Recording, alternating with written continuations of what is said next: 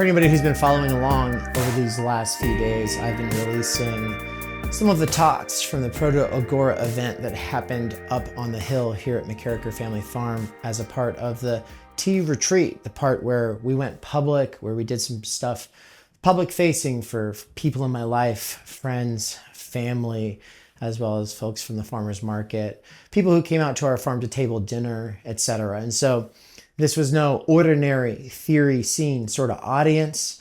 This was not just a niche online consumer demographic facing kind of internet speech thing. No, this was specifically everybody trying to dial in their discourse to different kinds of people, right? And so I really like these kinds of experiments. If this is something that you get excited about, then definitely think about subscribing to TU.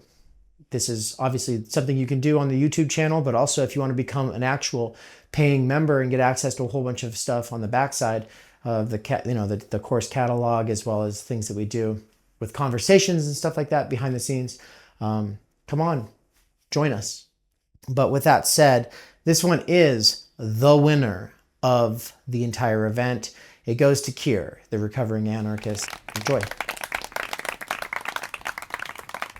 I said earlier that like the people here don't all agree with each other. There's people who are Christian, there's Buddhists, there's atheists, there's agnostics, there's Republicans and Democrats and libertarians and socialists and independents and basically just like every one of you's on some other thing, you know, but ultimately everybody agrees about some basic set of things, enough things that you all were able to get along and get something out of this. And so I love that.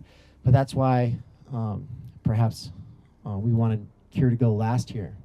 She wants to talk about neither left nor right. So put your hands together for our final speaker, Keir, the recovering anarchist.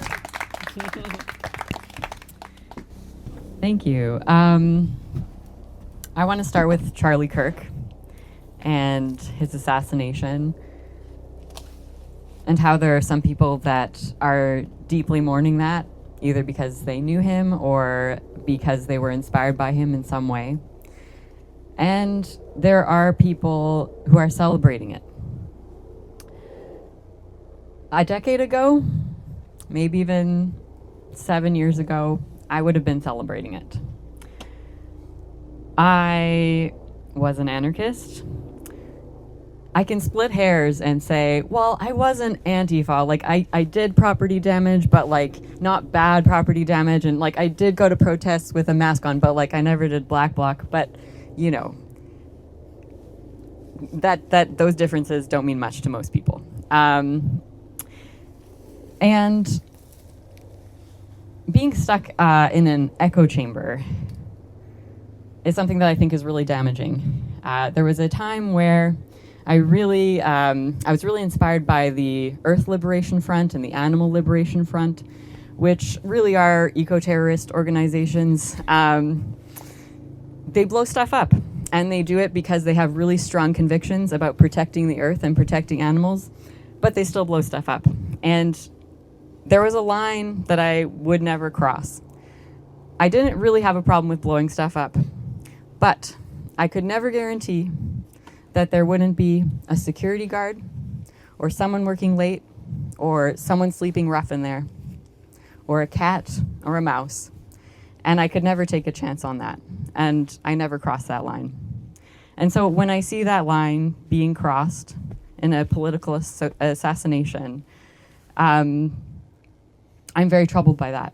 And I think that there's something very dangerous about dehumanizing people that we disagree with, even people that we just cannot stand.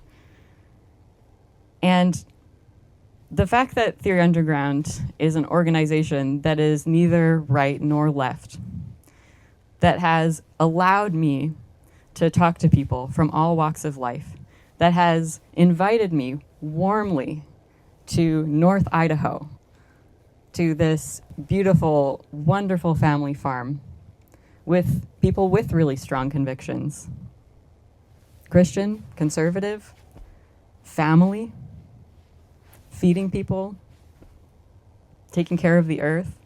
It's it's been a really remarkable experience. And I just think, for me, I feel like my life opened up when I realized how much I had to learn from people that were very different from me. And I think what's interesting about Theory Underground is what hasn't happened is that we are all kind of coming to the center, or that we're all ending up on a particular spot between left and right. No, we have our convictions, right? And I think I had to start having more sturdy convictions in order to feel like they weren't threatened by talking to other people and really considering their positions in an earnest fashion. So I just want to say, like, that type of curiosity and openness has been so nourishing for me. I hope it's nourishing for all of you. I've learned so much from all of you. I'm just so happy to be here. And Ruiz and I were talking earlier that, you know, a number of years ago, we wouldn't have been able to stand each other. We wouldn't have been able to talk with each other. But, you know, here we both are. I think he's amazing. We had such good conversations. I hope he feels the same. And that energy, I think, even with the strong convictions that we have, that ability to continue to humanize each other and to break through the stereotypes and the misunderstandings that come from not talking to one another is something that is very dear to me, and I thank you all for being here with me in that. So that'll do it.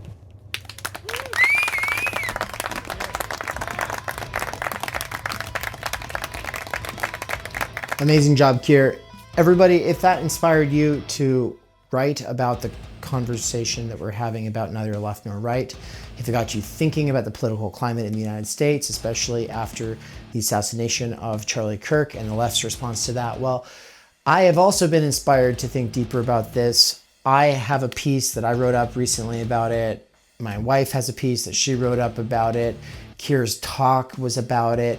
And I know several other people who have pieces in them about it. And so what I did was I put out a call for proposals and am rapidly publishing an intervention into this whole discourse. So if you are interested in that and you have a piece, get it to us ASAP. The submissions are all due October 14th, and the anthology will be available November 1st. Like I said, rapidly publishing.